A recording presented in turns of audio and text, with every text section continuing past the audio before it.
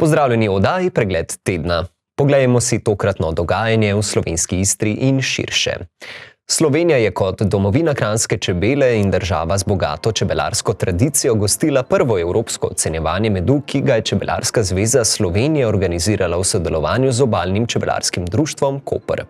Dogodek je združil 114 vzorcev medu iz 11 evropskih držav in pomembno prispeval k povezovanju čebelarjev ter promociji kakovostnih čebeljih pridelkov. Vemo, da so bili že vstopni pogoji za sodelovanje tega medu višji, kot pa veljajo za med, ki nam je na voljo na trgu.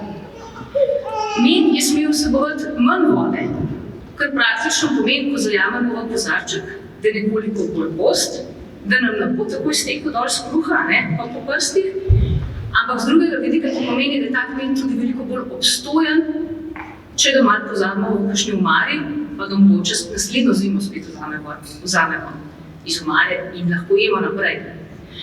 Poleg tega je smel vsebovati manjšo količino snovi, ki se v medu tvori med samim segrevanjem. Se pravi, med je smel biti samo minimalno segret, toliko da je bil v tekočini. Kar spet z vidika našega zdravja pravzaprav pomeni, da so bile vse naravne snovi v teh vzorcih medu ohranjene v kar največjem meri. Med so ocenjevali v 5 kategorijah: akacijev, cvetlični, gozdni, lipov in kostanjev med. 10-članska strokovna komisija je izbrala najboljše vzorce, najboljši 3 medovi v vsaki kategoriji pa so prejeli prestižni naziv Evropski prvak 2024. Senzorična komisija pravzaprav vrednoti senzorično kakovost medu na osnovi opisov, ki so izgrajeni na podlagi analize številnih vzorcev medu. In akacijev med, pridelan v Sloveniji ali pa na Hrvaškem, v Italiji ali pa na Madžarskem, se v svojih senzoričnih lastnostih bistveno ne razlikuje. Zato lahko tukaj zelo objektivno vrednotimo njegovo kakovost. Za ocenjevanje smo uporabili sistem točkovanja s 30 točkami.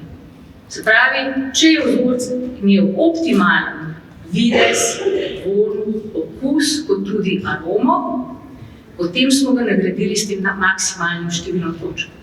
Med slovenskimi zmagovalci so se izkazali Franc Hočevar, ki je osvojil prvo mesto v kategoriji cvetličnega medu, in Vesna Komac, ki je v isti kategoriji zasedla drugo mesto.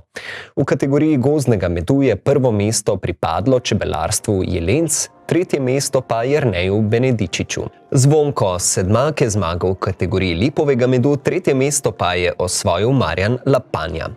Pri kostanjevem medu je prvo mesto osvojil Tilen Velkovrh, drugo Luka Jurečič, tretje pa Simon Korošec. Slovenski čebelari so tako dosegli vrhunske rezultate v vseh kategorijah, kar potrjuje kakovost domačega medu. Človek je že od nekdaj gojil poseben odnos in globoko spoštovanje do čebel. Te majhne, skromne, izjemne, marljive žuželke so nas, istrske čebelarje, že pred skoraj 70 leti združile v Obalno čebelarsko društvo Koper. Leta 1976 je društvo prejelo novo ime Obalno čebelarsko društvo Koper, ki danes povezuje čebelarje iz 4 obalnih občin: Kopra, Izole, Pirana in Ankarana. Trenutno imamo v društvu registriranih 160 članov, ki skupaj skrbimo za približno 3000 čebeljih družin. Dogodka se je udeležila tudi ministrica za kmetijstvo, gozdarstvo in prehrano Mateja Čalušić, ki je v slavnostnem nagovoru poudarila pomen kakovosti slovenskega medu.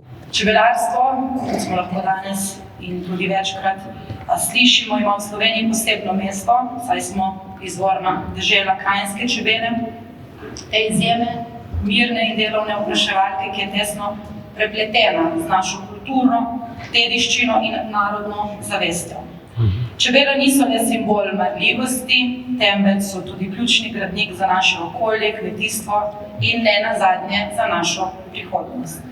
Brez njih bi bila naša živilska veriga osiromašena, saj tretjina svetovne hrane temelji na opraševanju, tako na čebelah kot tudi na divjih opraševalcih, kjer je ravnovesje v naravnem okolju ključno. Ocenjevanje medu je priložnost za okrepitev sodelovanja med evropskimi čebelarji, kar je še posebej pomembno v luči nedavnih sprememb direktive o medu, ki bodo od leta 2026 zagotavljale večjo preglednost porekla medu in prispevale k boju proti potvorbam. Treba je zmotivirati čebelarje iz vse Evrope. Predvsem zakaj?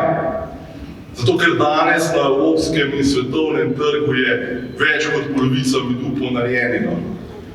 In danes, če kdaj, je nuja, da vsi skupaj, čebelarji, politika, javnost, mediji, stopimo skupaj in potrošnikom povemo, da je treba reči stop ponarejenemu medu.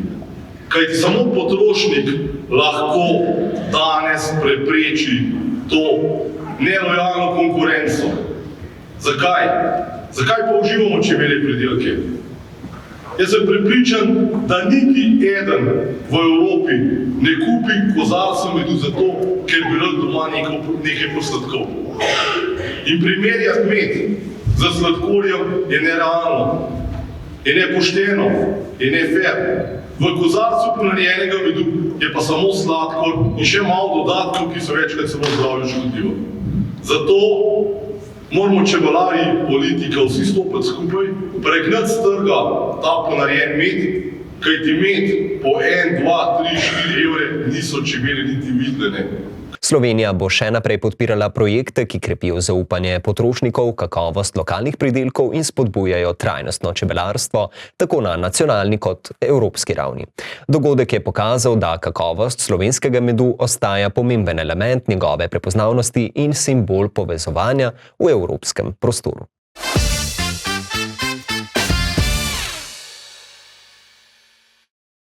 Art Kino Odeon je v torek gostil slavnostno prireditev, ki je obeležila zaključek prvega izbora Eno morje idej 2024, namenjenega mladim inovatorjem in podjetnikom. Župan Milan Bogatič je v uvodnem nagovoru izpostavil, da podjetništvo presega vlogo zgolj gospodarskega mehanizma. Po njegovem mnenju predstavlja ključno sredstvo za uresničevanje sanj, premagovanje izzivov in ustvarjanje boljše prihodnosti za skupnost. Finalisti so svoje ideje predstavili skozi tako imenovane elevator pitche, kratke in jedrnate predstavitve, ki so navdušile občinstvo in strokovno komisijo. Nagrade v skupni vrednosti 3500 evrov so prejeli 3 najboljši. Prvo mesto je osvojil projekt Lock-in, inovativna rešitev za varno shranjevanje dragocenosti na plažah in kopališčih. Ideja odgovarja na pogosto težavo obiskovalcev plaž, ki ne vedo, kam varno spraviti svoje vredne predmete med kopanjem ali aktivnostmi. Drugo mesto je pripadlo projektu Pikmin, platformi, ki povezuje podjetje in ustvarjalce vsebin na področju digitalnega marketinga. S tem omogoča enostavnejše sodelovanje med naročniki in kreativci ter prispeva k učinkovitejšemu razvoju digitalnih kampanj. Tretje mesto je zasedel projekt Furbantek, ki razvija modularne puloverje. Ti omogočajo prilagajanje in personalizacijo glede na potrebe in želje uporabnikov, kar združuje funkcionalnost in edinstven dizajn.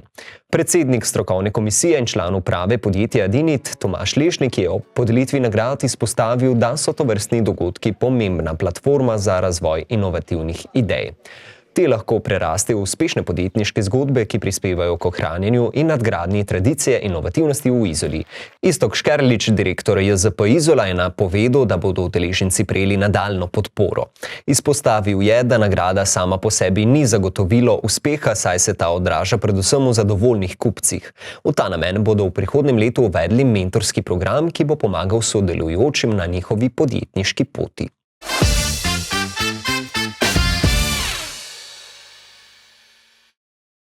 Pred dobrim tednom dni so na Miklavžev dan znova oživele koprske ulice. Poleg prihoda prvega dobrega moža je množico ljudi navdušil tudi slavnostni prižig prazničnih lučk. Dogajanje se je začelo na Titovem trgu z gledališko in plesno glasbeno pravljico Prižgimo luč v očeh, ki jo je pripravilo gledališče Koper.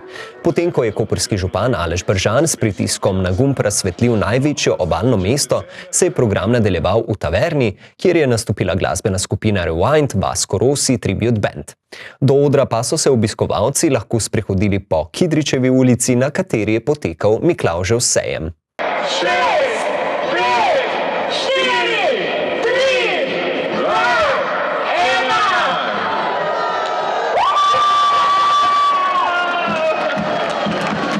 1. Petkov večer je med drugim poskrbel tudi za oživitev nekaterih ostalih atrakcij, ki bodo Koper krasile v tem prazničnem času. Na Ukmarjevem trgu je vrata odprl zabaviščni park, ki bo letos vseboval tudi panoramski vrtiljak. Poleg zimske vasice in pravljične ulice bo za otroke zopet najprivlačnejše največje drsališče na Primorskem. Tokrat bo na drsalni ploskvi tudi novost, saj se bodo otroci lahko zabavili tudi v avtomobilčkih in tako preizkušali svojo spretnost na malce drugačen način. Bo pa nasploh december v koprski taverni zelo glasbeno obarvan, saj bodo na odru številni znani obrazi. Novo leto bomo dočakali skupaj z glasbeno zasedbo Tabu, še pred tem pa bodo obalo obiskali Mike Kills, Kingston, Murphy, Manouche, Flirt in mnogi drugi.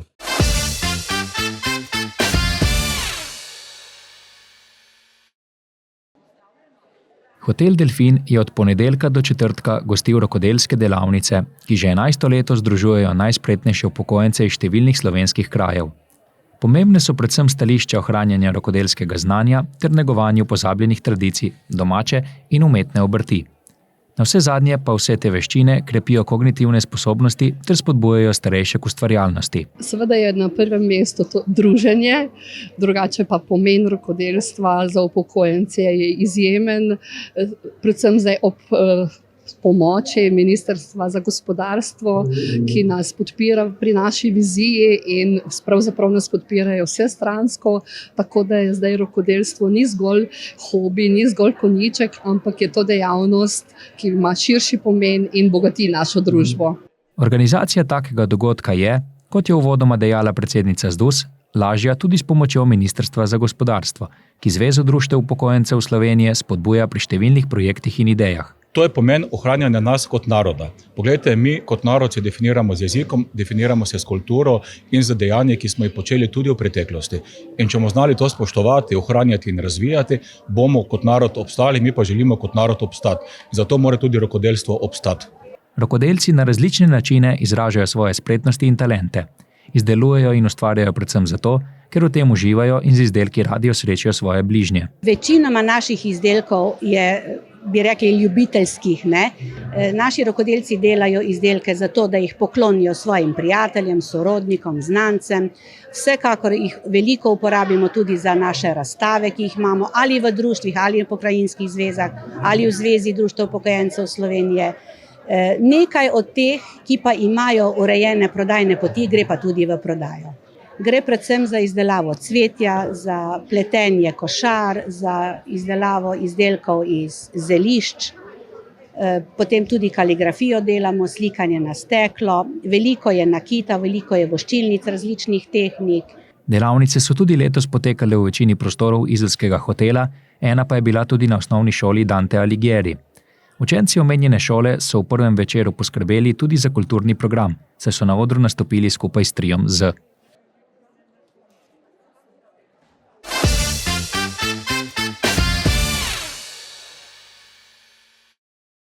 Državna sekretarka dr. Lidija Kregljevič-Zagorc se je prejšnji teden med svojim terenskim obiskom sestala s predstavniki obalnih, kraških in deloma notranjskih občin, ki spadajo v območje jadranskih rek z morjem. Na srečanju, ki je potekalo skupaj s predstavniki Direkcije Republike Slovenije za vode in koncesionarje, so sodelovali predstavniki občin Ankaran, Koper, Izola, Piran, Hrpelje Kozina, Divača, Sežana, Komen, Postojna, Pivka in Ilirska Bistrica. Čeprav avgustovsko neurje leta 2023 tega območja ni prizadelo, so regijo v preteklem letu zaznamovali 3 izredni dogodki, 2 v avgustu in novembru ter 3 konec letošnjega poletja. Ti dogodki so povzročili poplave manjših hudourniških tokov, preobremenitev padavinske kanalizacije v naseljih ter poplave obalnih območij zaradi dviga morske gladine. Interventni in izredni ukrepi so bili izvedeni na skupno 34 lokacijah, kar je zahtevalo več kot 1 milijon evrov. Naslednji korak je sanacija, za katero je za leto 2025 načrtovanih 4,35 milijona evrov. Poleg tega je za redna vzdrževalna dela na vodnih in priobalnih zemljiščih v tem letu predvidenih dodatnih 2,8 milijona evrov. Državna sekretarka je ob zaključku obiska poudarila, da je sodelovanje z občinami ključnega pomena in da se že kažejo pozitivni učinki. Hkrati so občine izpostavile izzive predvsem v zvezi z upravnimi postopki in pripravo hidrološko-hidravličnih študij. Na tem področju si Direkcija za vode in pristojne službe prizadevajo za pospešitev postopkov ter odpravo administrativnih ovir. Na srečanju so predstavili tudi načrte za večje investicije v vodno infrastrukturo na območju.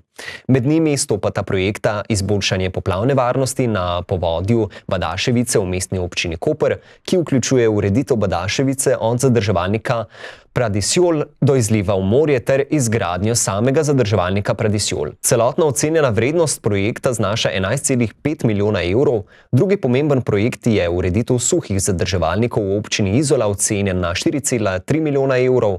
Obe investiciji sta vključeni v načrt za okrevanje in odpornost, pričetek gradnje pa je predviden za marec 2025.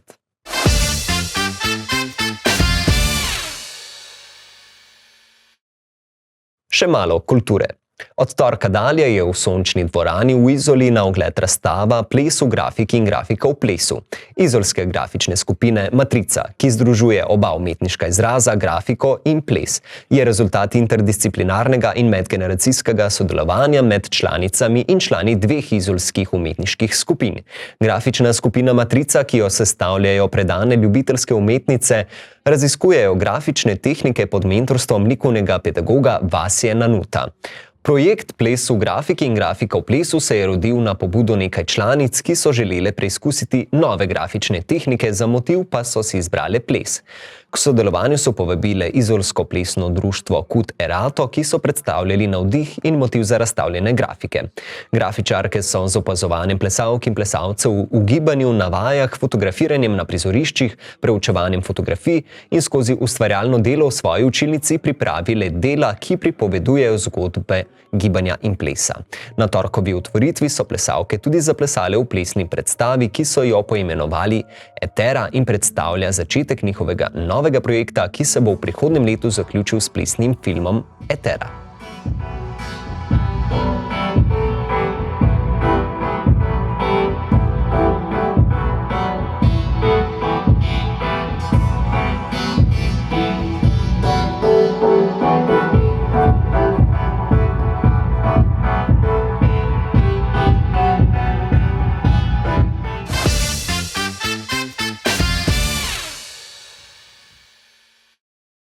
Nadaljujemo pa na športnem prizorišču. Končal se je prvi del letošnje sezone najmočnejše slovenske nogometne lige. Na zadnji tekmi nedeljskega večera so Koprčani odlično prvo polovico sezone okronali z novo zmago, saj so na oddaljeni Fazaneriji v Murski Soboti premagali tamkajšnjo Muro s 3-1. Domačine je v vodstvo že v 5. minuti popeljal povratnik v črno-beli kader Amadej Maroša. Gostje z Obale so rezultat v svojo korist obrnili že pred odmorom, saj sta v polno merila napadalca Avstralec hrvaških korenin Deni Jurič ter Francoz Izak Matondo. Piko na i je v zaključku tekme postavil še Denijev brat Tomi in tako poskrbel za novo zmago, jubilejno 10. v letošnji sezoni. Po 18 krogih so Koprčani še naprej eno izmed največjih presenečenj letošnje sezone. Trenutno so na drugem mestu s 33 točkami, poravnani z najtrofejnejšim slovenskim klubom Mariborom. Ekipi na lestvici zaostajata samo 6 točk za vodilno ljubljansko Olimpijo, kar pomeni, da bomo tudi v spomladanskem delu spremljali zelo napeto bitko v boju za naslov.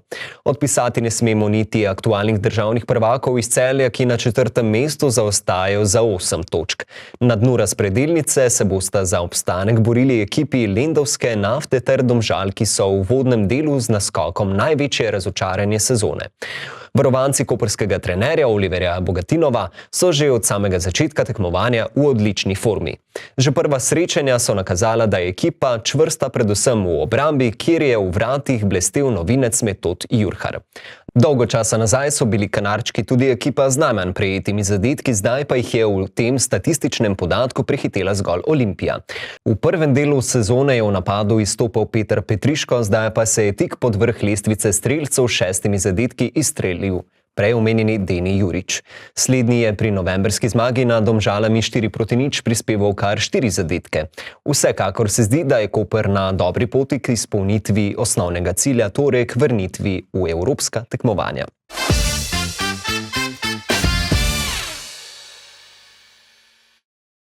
Če se boste v naslednjih prazničnih tednih odpravljali v gore, pa bodite pozorni na naslednje. Za obisk gora pozimi je nujno, da planinci najprej pridobijo izkušnje v letnem času in se nato postopoma ter odgovorno lotevajo zimskih vzponov. Planinska zveza Slovenije opozarja, da zasnežene gore zahtevajo več kot le zimsko opremo in topla oblačila. Ključni so usposobljenost, izkušnje, temeljita priprava in pravilna uporaba opreme, kot so dereze, cepin in plazovni trojček. Nepogrešljivi so tudi zimski čevlji, zaščitna oblačila, hrana, topla pijača in zemljevid. Predsednik PD Kamnik Marko Petek poudarja pravilno uporabo opreme in opozarja na nevarnost neprimernih derezic, ki niso primerne za strma pobočja. Generalni sekretar PZS Damjan Omerzu svetuje, naj v neprimernih razmerah raje izberemo varnejši cilj ali se vrnemo. Podpredsednik PZS Miha Habjan pa dodaja, da so gore pozimi nepredvidljive, zato je nujna premišljena priprava in postopno nabiranje izkušenj, kar omogočajo številna planinska društva. Zasnežene gore obiskujemo premišljeno, postopno in odgovorno. Varnost mora biti vedno na prvem mestu.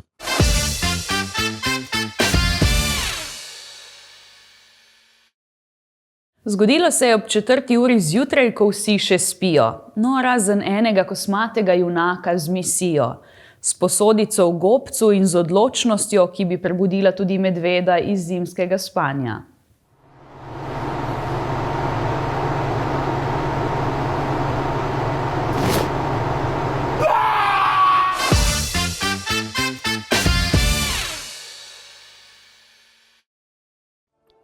Pozdravljeni v novi ediciji Kulturnega napovednika.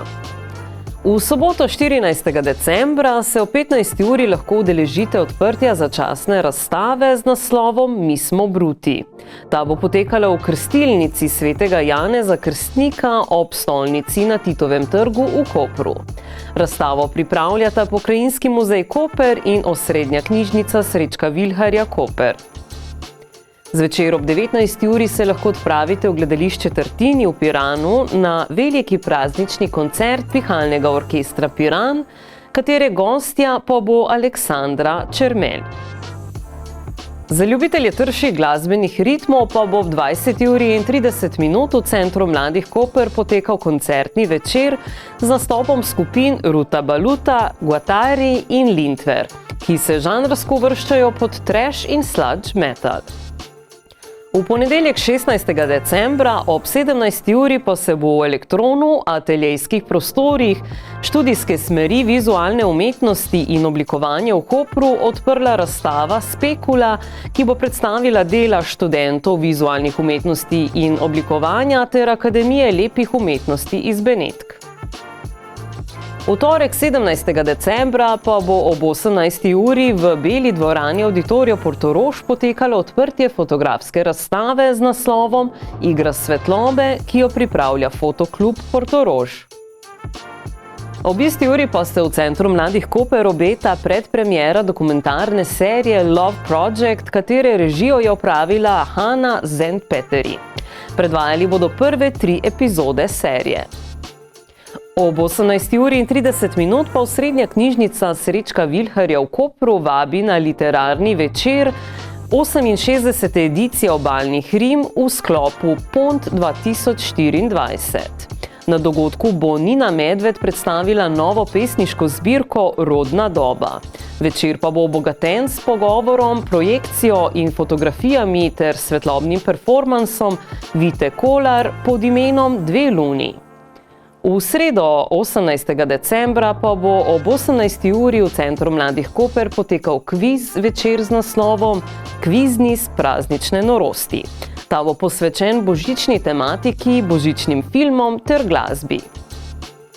V četrtek 19. decembra pa ob 18. uri v dvorani Zadružnega doma v Dekanjih plesno društvo Elit pripravlja praznično plesno predstavo pod imenom Ples pod prazničnimi lučmi. Ob 20. uri pa lahko obiščete Center mladih Koper, kjer obeta 54. edicija stand-up večera Bunga s priljubljenim Rose Battle formatom. To je za tokrat vse. Več o dogodkih najdete na naši spletni strani www.megafon.si ali pa v zadnji izdaji časopisa Megafon. Lep pozdrav, do prihodnjič.